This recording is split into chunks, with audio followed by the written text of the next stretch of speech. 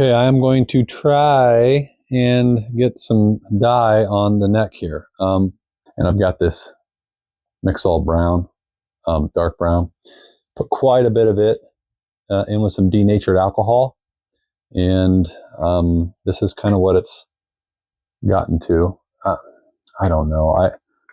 Unusual probably for the finish on a neck.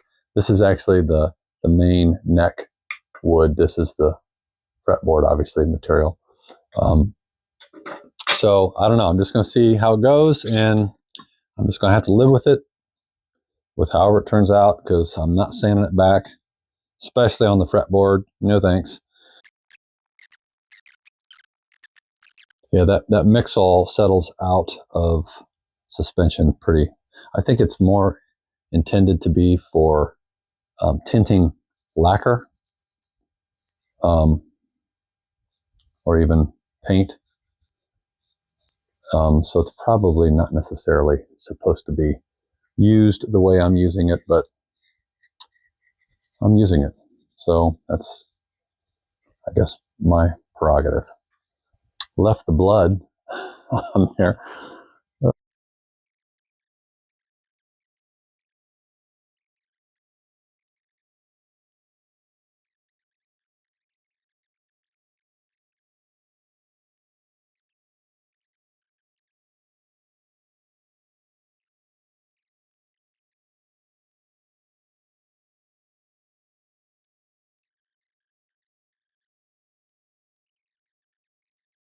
It definitely looks like roasted maple to me, a light roast.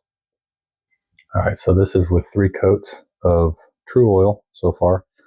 I'm going to go ahead and do another coat right now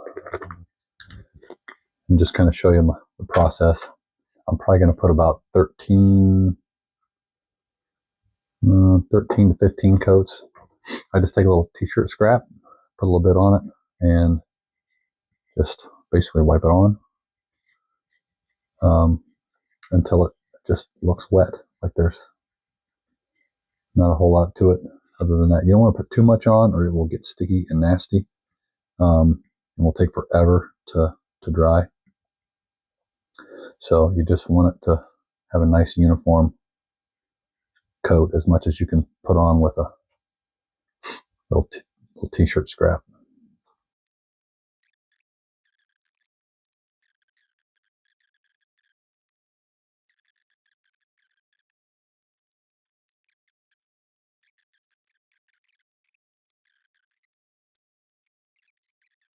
And if you put a light enough coat on, you can get a couple coats a day, maybe 3. It doesn't quite look like roasted maple anymore, but oh well, I think it'll end up being fine. It's going to have to be. I will hang that back up, and then maybe another coat later today. That's all there is to it. Okay, this is the moment of truth that I've been putting off. I went around and took some blue masking, just some inch, took it around, and then took my little razor blade, cut that off, made sure that it was very nicely stuck. I do not want to get any dye on that, because that will be my binding, my faux binding. The Mixol dark brown, it is a tint. It is not a dye. And so it does not work as a stain. That's what I put on the neck.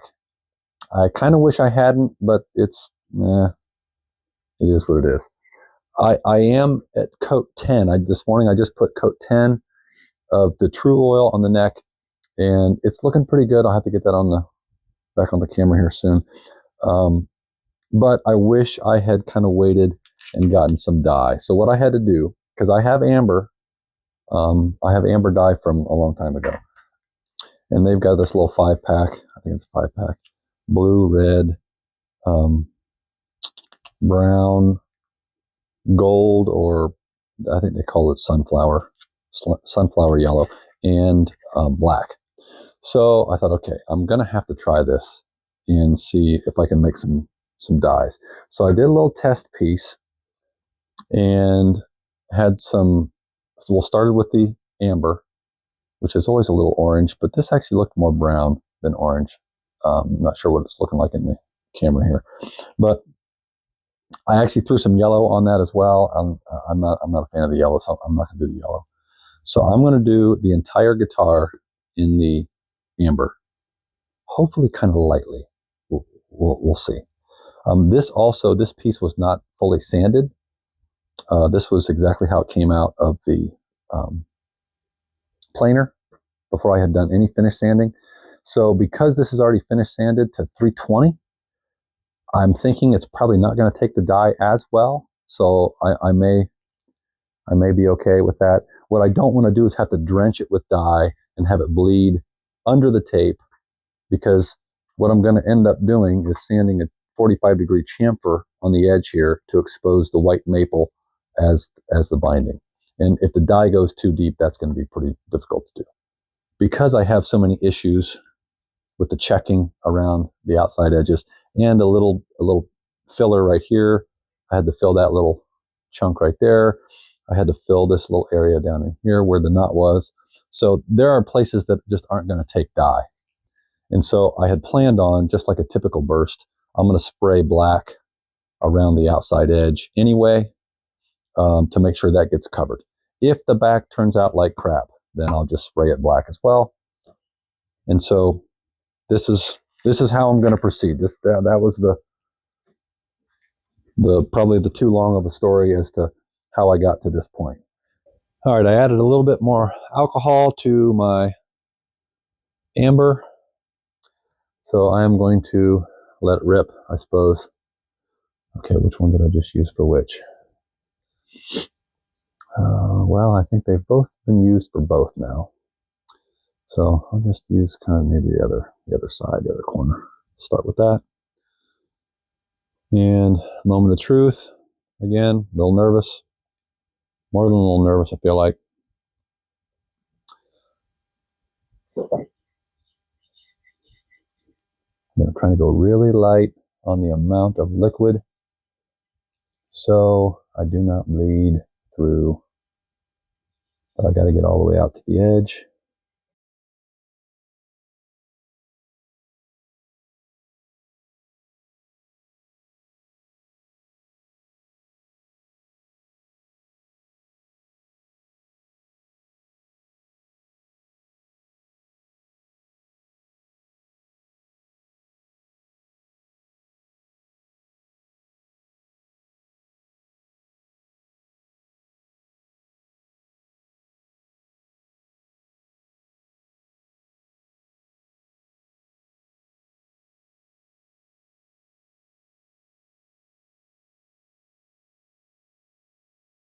Okay, let that dry a little bit. All right, I'm going to try the black around the outside edge. The problem was there just wasn't much black, and I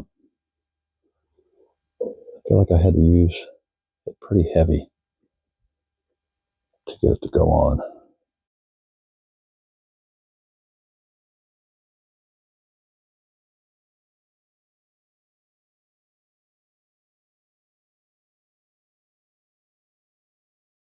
And again, I have never done this before, so I really don't know what I'm doing.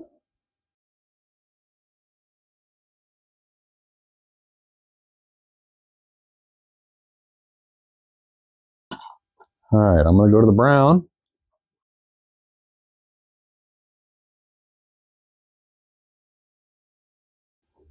Yeah, I don't know what I'm doing. Have I said that yet?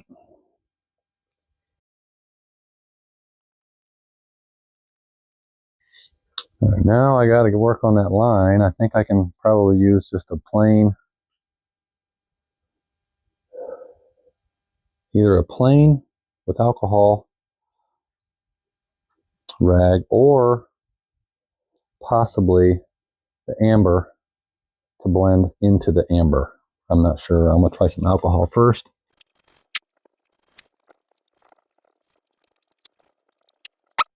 I feel like it might be coming around.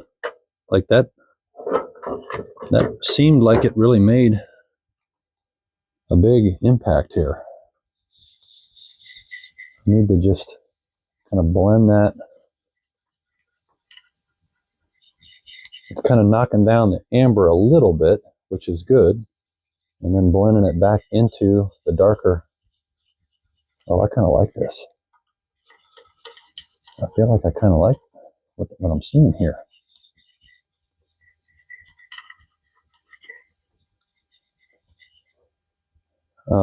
Yeah, this is that's kind of what I had envisioned, honestly.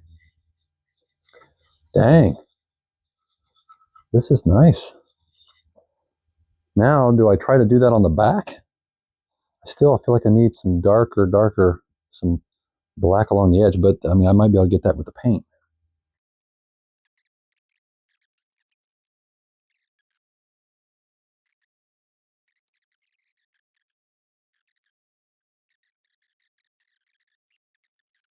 All right, I'm gonna try the back and see what happens. Guess I'll start with the black. Actually, I'm shocked that the couple places I put a little bit of filler, there was a couple little tiny places down here, place up there, it's actually taken the stain.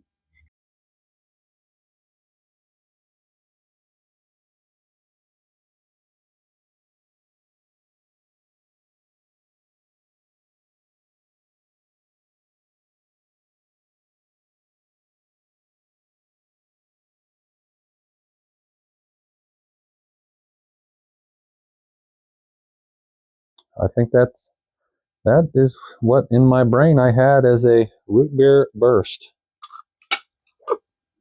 Yeah, I got to tell you, and obviously I just keep saying it, but I'm shocked.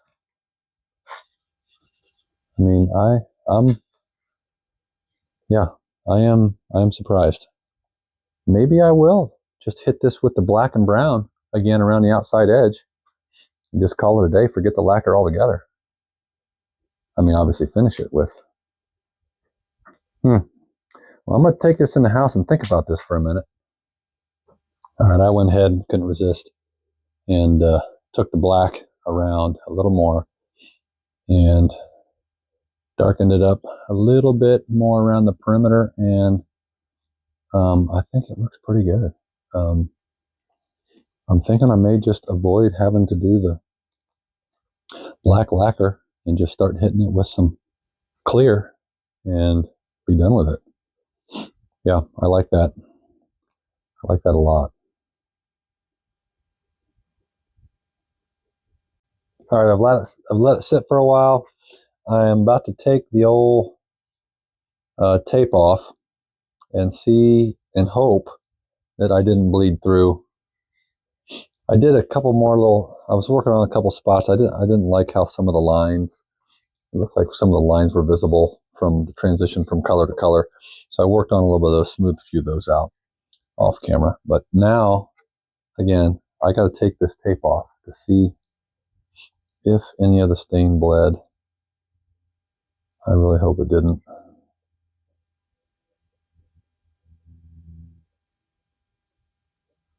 There's a little bit.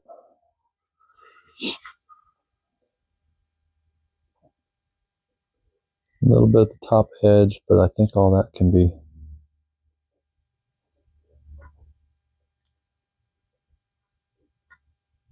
I think all of that can be sanded out when I get the edge chamfered. Yeah, that's going to look really, really nice. Man, that's going to look good. I was hesitant to take the tape off before putting a coat of satin clear on it because I got a little bit over there.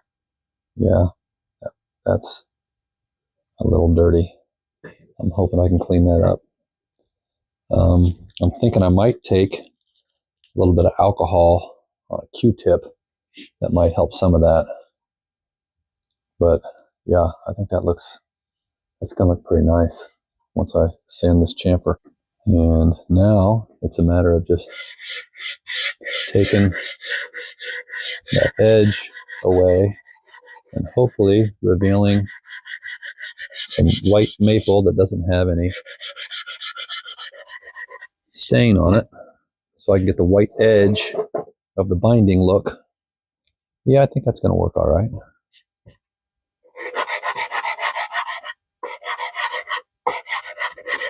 And I got to make sure it's kind of even, like I want it to be an equal thickness around the body, so that kind of, you have to be mindful of that as you're sanding that edge away.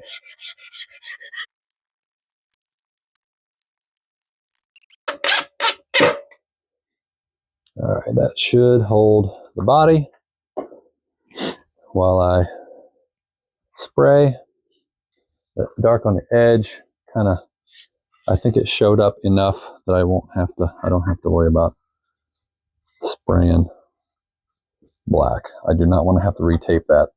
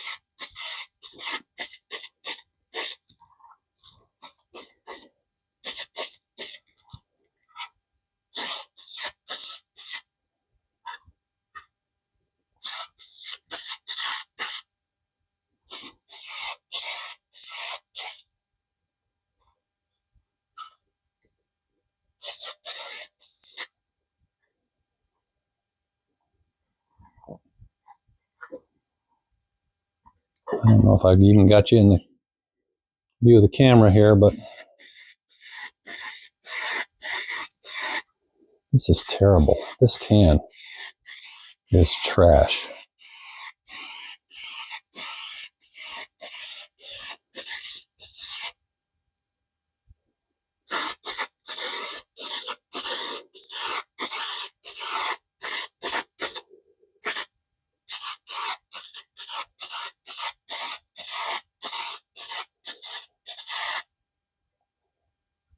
Okay, well, I think that looks pretty dang good.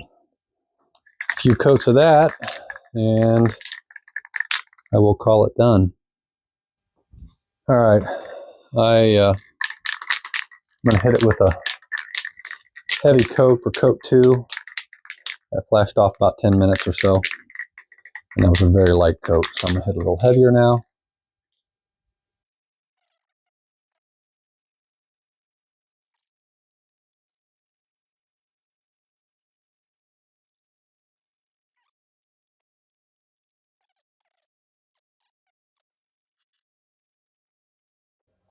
Third coat just flashed off. I didn't obviously record spraying it, but I did heat the can up. Set the can on the old heater for a while, and that definitely helped. This looks amazing to me. So this is exactly what I was hoping I was going to get with doing the burst the way I was planning.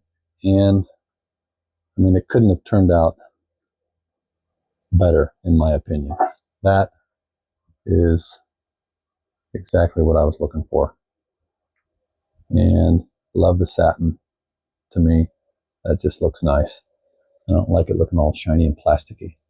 And the binding, yeah, I'm thrilled with the whole thing.